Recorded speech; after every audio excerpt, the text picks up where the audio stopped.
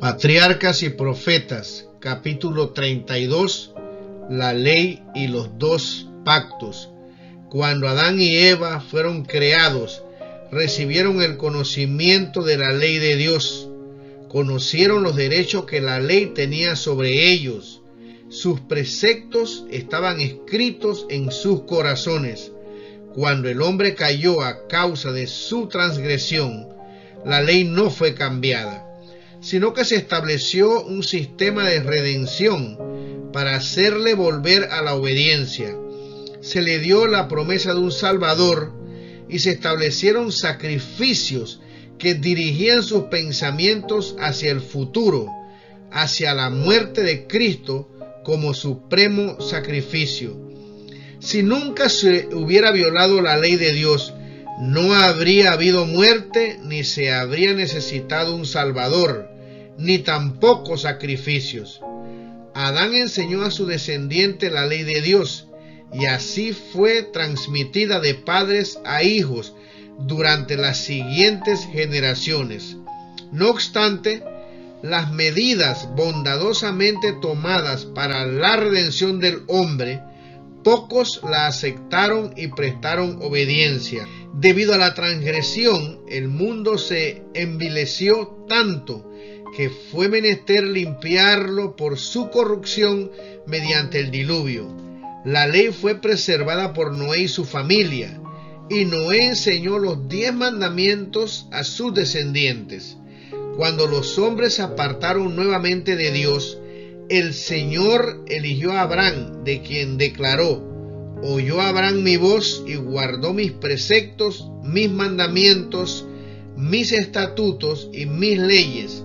Génesis 26:5. Le dio el rito de la circuncisión como señal de quienes lo recibían eran dedicados al servicio de Dios y prometían permanecer separados de la idolatría y obedecer la ley de Dios.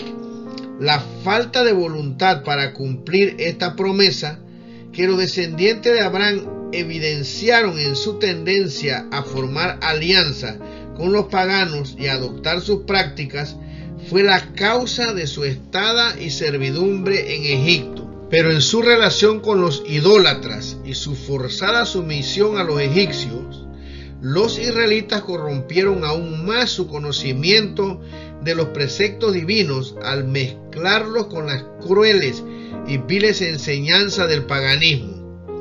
Por lo tanto, cuando los sacó de Egipto, el Señor descendió sobre el Sinaí, envuelto en gloria y rodeado de sus ángeles, y con grandiosa majestad pronunció su ley a todo el pueblo. Aún entonces Dios no confió sus preceptos a la memoria de un pueblo inclinado a olvidar sus requerimientos, sino que los escribió sobre tablas de piedra.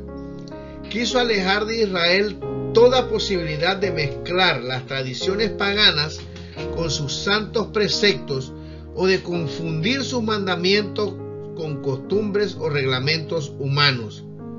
Pero hizo más que solo darles los preceptos del Decálogo. El pueblo se había mostrado tan susceptible a descarriarse que no quiso dejarles ninguna puerta abierta a la tentación. A Moisés se le dijo que escribiera, como Dios se lo había mandado, derechos y leyes que contenían instrucciones minuciosas respecto a lo que el Señor quería.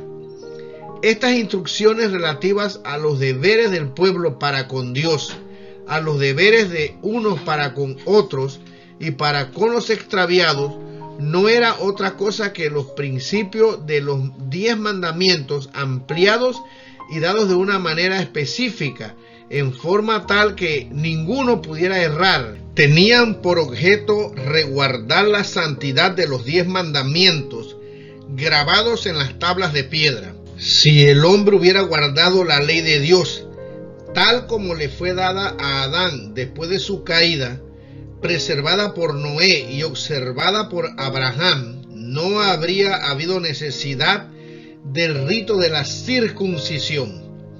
Y si los descendientes de Abraham hubieran guardado el pacto del cual la circuncisión era señal, jamás habrían sido inducidos a la idolatría, ni habría sido necesario que sufriera una vida de esclavitud en Egipto. Habrían conservado el conocimiento de la ley de Dios y no habría sido necesario proclamarla desde el Sinaí o grabarla sobre tablas de piedra. Y si el pueblo hubiera practicado los principios de los 10 mandamientos, no habría habido necesidad de las instrucciones adicionales que se le dieron a Moisés. El sistema de sacrificios confiado a Adán fue también pervertido por sus descendientes. La superstición, la idolatría, la crueldad y el libertinaje corrompieron el sencillo y significativo servicio que Dios había establecido. A través de su larga relación con los idólatras, el pueblo de Israel había mezclado muchas costumbres paganas con su culto. Por consiguiente, en el Sinaí el Señor le dio instrucciones definidas tocante al servicio de los sacrificios.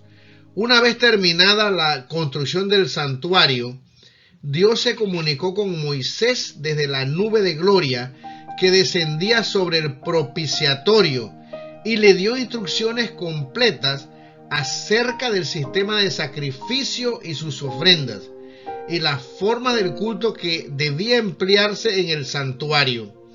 De esa manera se dio a Moisés la ley ceremonial, que fue escrita por él en un libro. Pero la ley de los 10 mandamientos, pronunciada desde el Sinaí, había sido escrita por Dios mismo en las tablas de piedra y fue guardada sagradamente en el arca. Muchos confunden estos dos sistemas y se valen de los textos que hablan de la ley ceremonial para tratar de probar que la ley moral fue abolida. Pero esto es pervertir las escrituras. La distinción entre los dos sistemas es clara. El sistema ceremonial se componía de símbolos que señalaban a Cristo, su sacrificio y su sacerdocio. Esta ley ritual, con sus sacrificios y ordenanzas, debían los hebreos seguirla hasta que el símbolo se cumpliera en la realidad de la muerte de Cristo, Cordero de Dios que quita los pecados del mundo. Entonces debían cesar todas las ofrendas de sacrificio. Tal es la ley que Cristo quitó de en medio y clavó en la cruz. Colosenses 2:14. Pero acerca de la ley de los 10 mandamientos, el salmista declara: para siempre, oh Jehová, permanece tu palabra en los cielos. Salmo 119:89. Y Cristo mismo dice: no penséis que he venido para abrogar la ley. De cierto os digo, y recalca en todo lo posible su acerto, que hasta que perezca el cielo y la tierra, ni una jota ni una tilde perecerá de la ley, hasta que todas las cosas sean hechas. Mateo 5, versículos 17 y 18. En estas palabras Cristo enseña no solo cuáles habían sido las demandas de la ley de Dios y cuáles eran entonces, sino que además ellas perdurarán tanto como los cielos y la tierra. La ley de Dios es tan inmutable como su trono. Mantendrá sus demandas sobre la humanidad a través de todos los siglos. Respecto a la ley pronunciada en el Sinaí, dice Nehemías: sobre el monte de Sinaí descendiste y hablaste con ellos desde el cielo y dísteles juicios rectos, leyes verdaderas y estatutos y mandamientos buenos. Nehemías 9:13. Y Pablo, el apóstol de los gentiles, declara: la ley a la verdad es santa y el mandamiento santo, justo y bueno. Esta ley no puede ser otra que el decálogo, pues es la ley que dice: no codiciarás. Romanos 7, versículo 2 y versículo 7. Si bien la muerte del Salvador puso fin a la ley de los símbolos y sombras, no disminuyó en lo más mínimo la obligación del hombre hacia la ley moral. Muy al contrario, El mismo hecho de que fuera necesario que Cristo muriera para expiar la transgresión de la ley, prueba que ésta es inmutable. Los que alegan que Cristo vino para abrogar la ley de Dios y eliminar el Antiguo Testamento, hablan de la era judaica como de un tiempo de tinieblas y representan la religión de los hebreos como una serie de meras formas y ceremonias, pero esto es un error. A través de todas las páginas de la historia sagrada, donde está registrada la relación de Dios con su pueblo escogido, hay huellas vivas del gran yo soy. Nunca dio el Señor a los hijos de los hombres más amplias revelaciones de su poder y gloria que cuando fue reconocido como único soberano de Israel y dio la ley a su pueblo.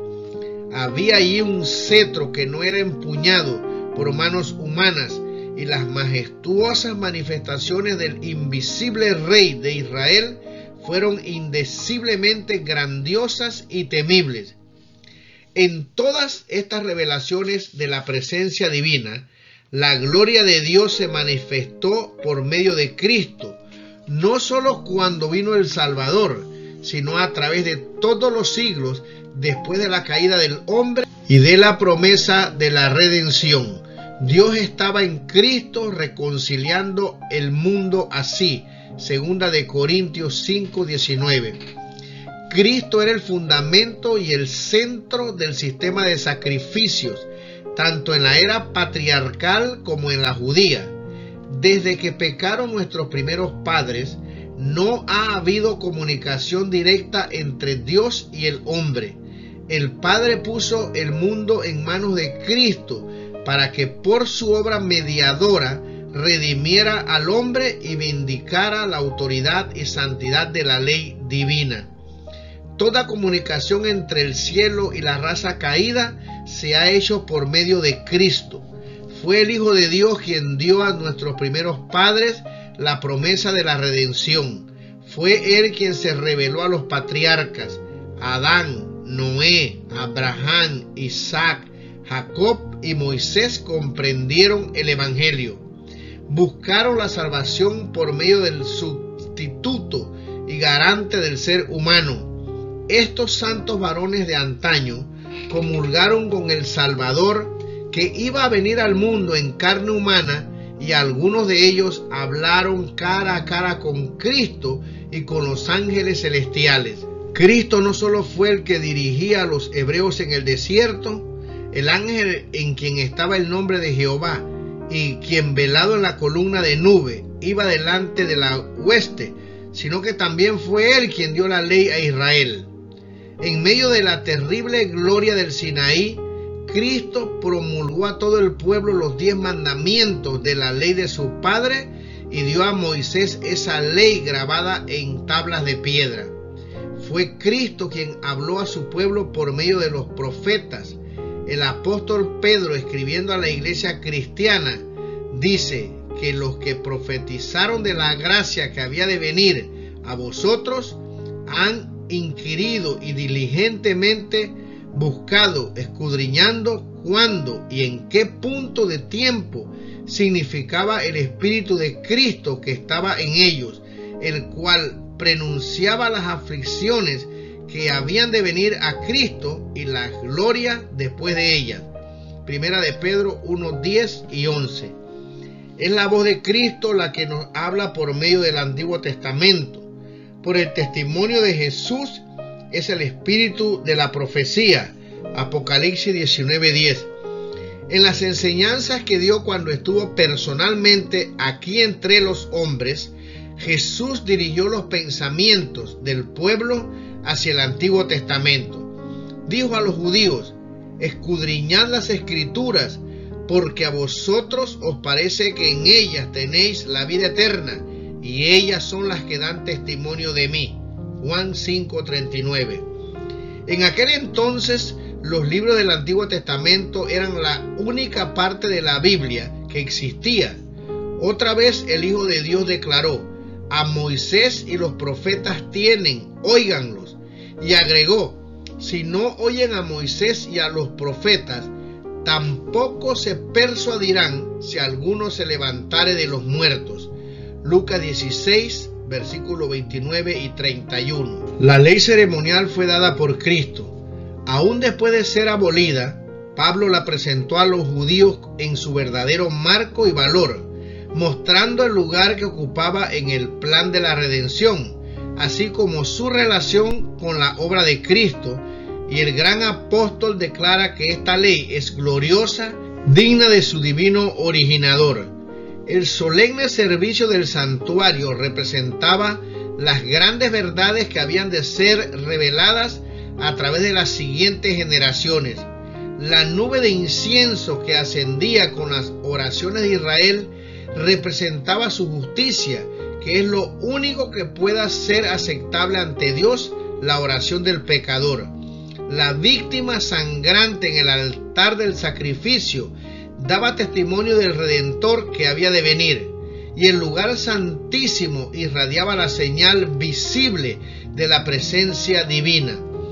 Así, a través de siglos y siglos de tiniebla y apostasía, la fe se mantuvo viva en los corazones humanos hasta que llegó el tiempo del advenimiento del Mesías prometido. Jesús era ya la luz de su pueblo, la luz del mundo antes de venir a la tierra en forma humana. El primer rayo de luz que penetró la lobreguez en que el pecado había envuelto al mundo provino de Cristo, y de él ha emanado todo rayo de resplandor celestial que ha caído sobre los habitantes de la tierra.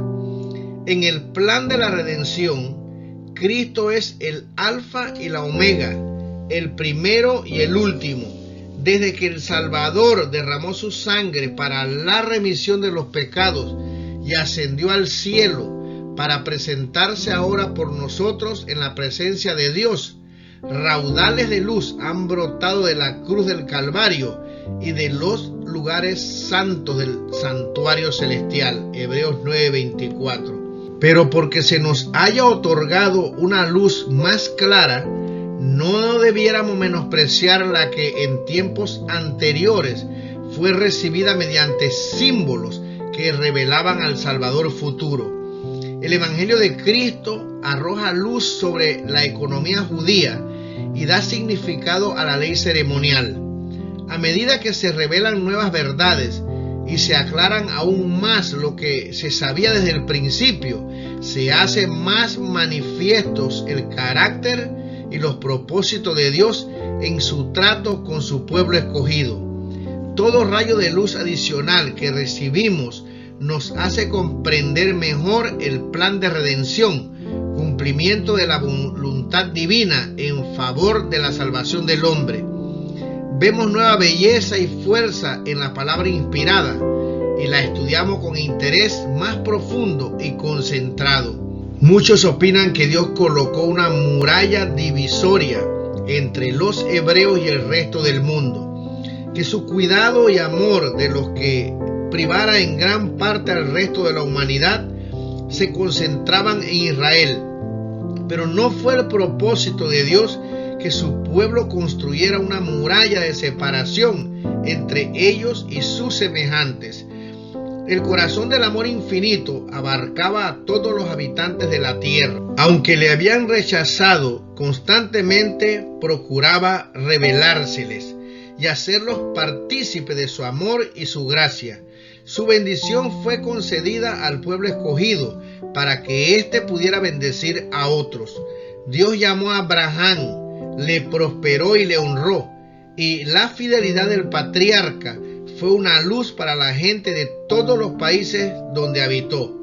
Abraham no se aisló de quienes le rodeaban.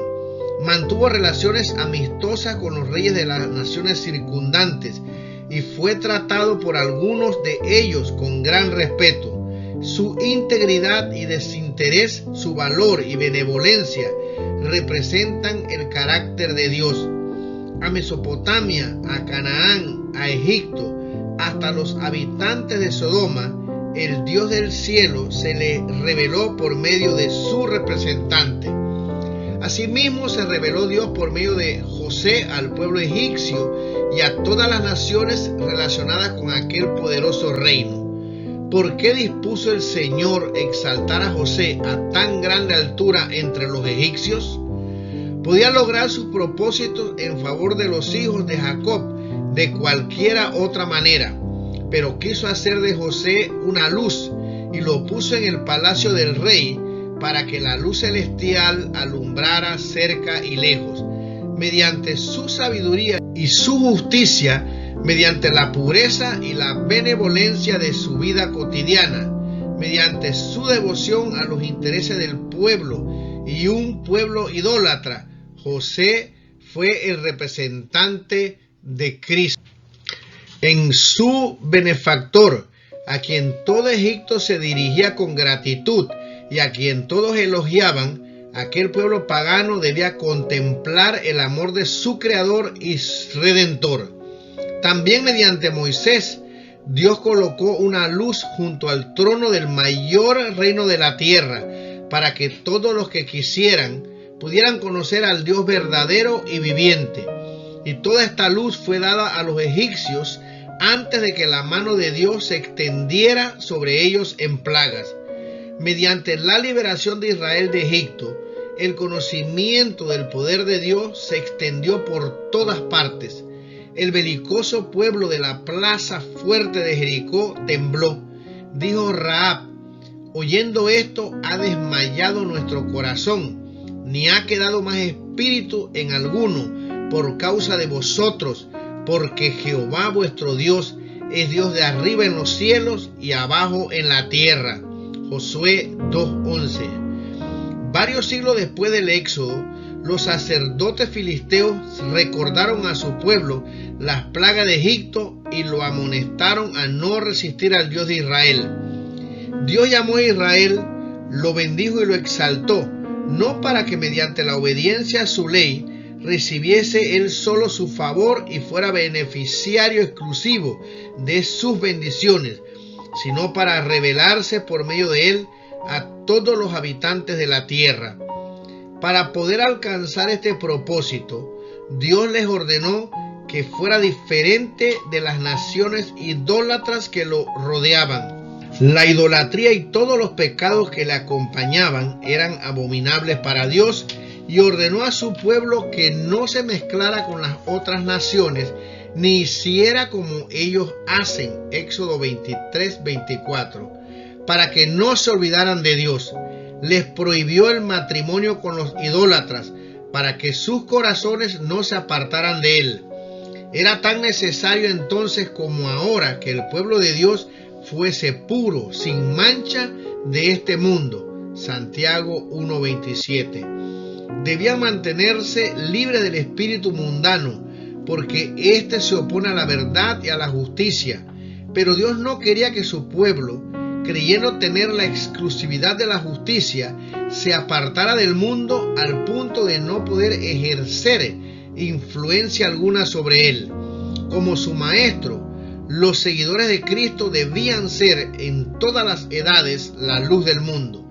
El Salvador dijo: una ciudad asentada sobre un monte no se puede esconder, ni se enciende una lámpara y se pone debajo de un almud, mas sobre el candelero, y alumbra a todos los que están en casa, es decir, en el mundo. Y agrega: así alumbre vuestra luz delante de los hombres, para que vean vuestras obras buenas y glorifiquen a vuestro Padre que está en los cielos. Mateo 5:14-16. Esto es exactamente lo que hicieron Enoc, Noé, Abraham, José y Moisés.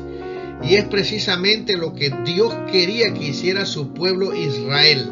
Fue su propio corazón malo e incrédulo, dominado por Satanás, lo que los llevó a ocultar su luz en vez de irradiarla sobre los pueblos circunvecinos. Fue ese mismo espíritu fanático lo que les hizo seguir las prácticas inicuas de los paganos, o encerrarse en un orgulloso exclusivismo, como si el amor y el cuidado de Dios fuesen únicamente para ellos. Así como la Biblia presenta dos leyes, una inmutable y una eterna, la otra provisional y temporaria. Así también hay dos pactos.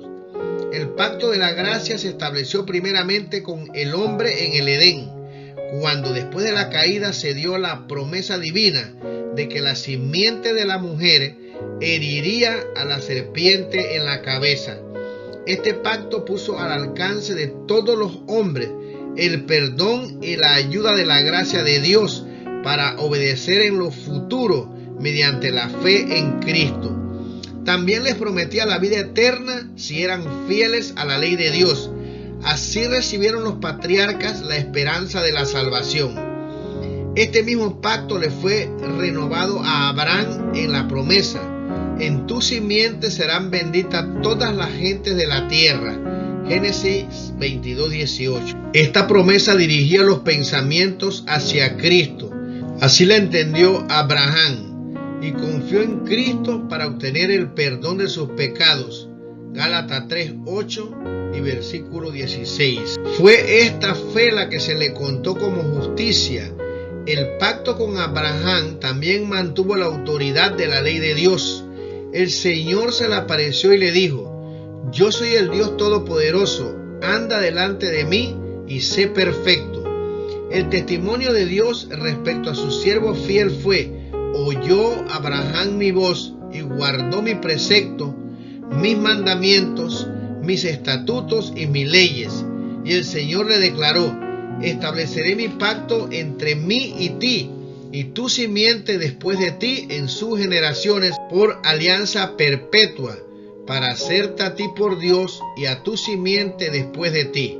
Génesis 17:1, versículo 7, capítulo 26 y versículo 5. Aunque este pacto fue hecho con Adán y más tarde se le renovó a Abraham, no pudo ratificarse sino hasta la muerte de Cristo. Existió en virtud de la promesa de Dios desde que se indicó por primera vez la posibilidad de redención. Fue aceptado por fe. No obstante, cuando Cristo lo ratificó, fue llamado el pacto nuevo. La ley de Dios fue la base de este pacto, que era sencillamente un arreglo para restituir al hombre a la armonía con la voluntad divina, colocándolo en situación de poder y obedecer la ley de Dios.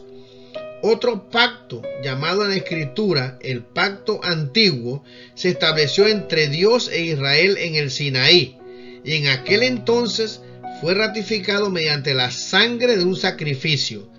El pacto hecho con Abraham fue ratificado mediante la sangre de Cristo y es llamado el segundo pacto o nuevo pacto, porque la sangre con la cual fue sellado se derramó después de la sangre del primer pacto. Es evidente que el nuevo pacto estaba en vigor en los días de Abraham, puesto que entonces fue confirmado tanto por la promesa como por el juramento de Dios.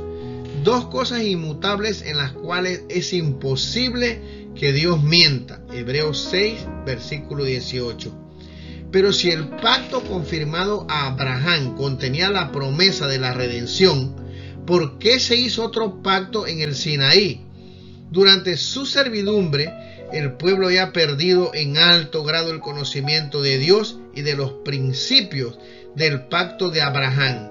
Al libertarlo de Egipto, Dios trató de revelarle su poder y misericordia para inducirlos a amarle y a confiar en él. Los llevó al Mar Rojo, donde, perseguido por los egipcios, parecía imposible que escaparan, para que pudieran ver su total desamparo y necesidad de ayuda divina, y entonces los libró. Así se llenaron de amor y gratitud hacia él y confiaron en su poder para ayudarles. Los ligó a sí mismo con su libertador de la esclavitud temporal. Pero había una verdad aún mayor que debía grabarse en sus mentes. Como habían vivido en un ambiente de idolatría y corrupción, no tenían un concepto verdadero de la santidad de Dios, de la extrema pecaminosidad de su propio corazón, de su total incapacidad para obedecer la ley de Dios y de la necesidad de un Salvador. Todo esto se les debía enseñar. Dios lo llevó al Sinaí, manifestó allí su gloria, les dio la ley con la promesa de grandes bendiciones siempre que obedecieran. Ahora pues, si diereis oído a mi voz y guardareis mi pacto, vosotros seréis mi reino de sacerdotes y gente santa. Éxodo 19, 5 y 6. Los israelitas no percibían la pecaminosidad de su propio corazón y no comprendían que sin Cristo les era imposible guardar la ley de Dios, y con excesiva premura concertaron su pacto con Dios. Creyéndose capaces de ser justos por sí mismos, declararon: haremos todas las cosas que Jehová ha dicho y obedeceremos. Éxodo 24, 7. Habían presenciado la grandiosa majestad de la proclamación de la ley y habían temblado de terror ante el monte, y sin embargo, apenas unas pocas semanas después, quebrantaron su pacto con Dios al postrarse a adorar una imagen fundida.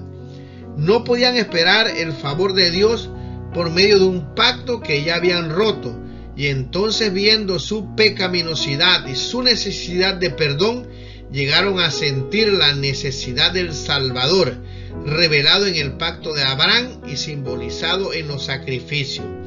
De manera que mediante la fe y el amor se vincularon con Dios como su libertador de la esclavitud del pecado. Ya estaban capacitados para apreciar las bendiciones del nuevo pacto. Los términos del pacto antiguo eran: obedece y vivirás. El hombre que lo hiciere vivirá en ellos. Ezequiel 20:11, Levítico 18:5. Pero maldito el que no confirmare las palabras de esta ley para cumplirlas. Deuteronomio 27, versículo 26. El nuevo pacto se estableció sobre mejores promesas: la promesa del perdón de los pecados y de la gracia de Dios para renovar el corazón y ponerlo en armonía con los principios de la ley de Dios. Este es el pacto que haré con la casa de Israel después de aquellos días, dice Jehová. Daré mi ley en sus entrañas y escribiréla en sus corazones, y perdonaré la maldad de ellos y no me acordaré más de su pecado. Jeremías 31, versículos 33 y 34. La misma ley que fue grabada en tablas de piedra es escrita por el Espíritu Santo sobre las tablas del corazón. En vez de tratar de establecer nuestra propia justicia, aceptamos la justicia de Cristo. Su sangre expía nuestros pecados. Su obediencia es aceptada en nuestro favor. Entonces el corazón renovado por el Espíritu Santo producirá los frutos del Espíritu. Mediante la gracia de Cristo, viviremos obedeciendo a la ley de Dios escrita en nuestro corazón.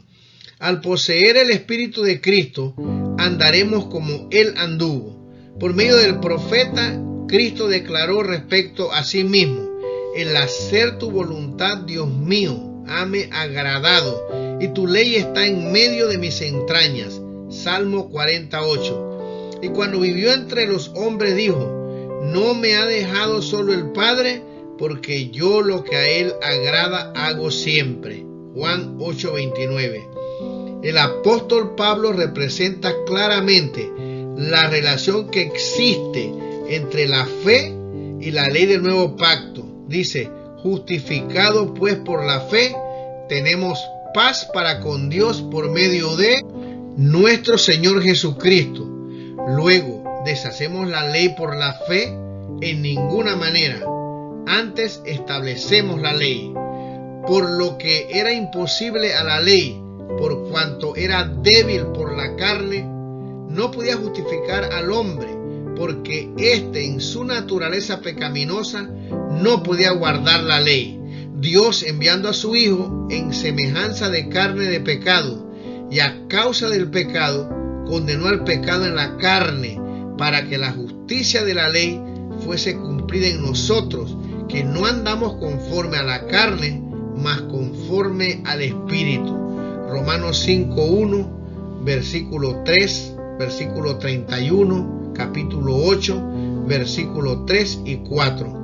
La obra de Dios es la misma en todos los tiempos, aunque hay distintos grados de desarrollo y diferentes manifestaciones de su poder para suplir las necesidades de los hombres en los diferentes siglos, empezando con la primera promesa evangélica y siguiendo a través de las edades patriarcal y judía para llegar hasta nuestros propios días, ha habido un desarrollo gradual de los propósitos de Dios en el plan de la redención. El Salvador, simbolizado en los ritos y ceremonias de la ley judía, es el mismo que se revela en el Evangelio. Las nubes que envolvían su divina forma se han esfumado, la bruma y las sombras se han desvanecido, y Jesús, el Redentor del mundo, aparece claramente visible. El que proclamó la ley desde el Sinaí y entregó a Moisés los preceptos de la ley ritual es el mismo que pronunció el sermón sobre el monte. Los grandes principios del amor de Dios que él proclamó como fundamento de la ley y los profetas son solo una reiteración de lo que él había dicho por medio de Moisés al pueblo hebreo. Oye Israel, Jehová nuestro Dios, Jehová uno es. Llamarás a Jehová tu Dios de todo tu corazón y de toda tu alma y con todo tu poder. Llamarás a tu prójimo como a ti mismo. Deuteronomio capítulo 6, versículos 4 y 5, Levítico 19, versículo 18. El Maestro es el mismo en las dos dispensaciones. Las demandas de Dios son las mismas. Los principios de su gobierno son los mismos, porque todo procede de aquel en el cual no hay mudanza ni sombra de variación. Santiago 1, versículo 17.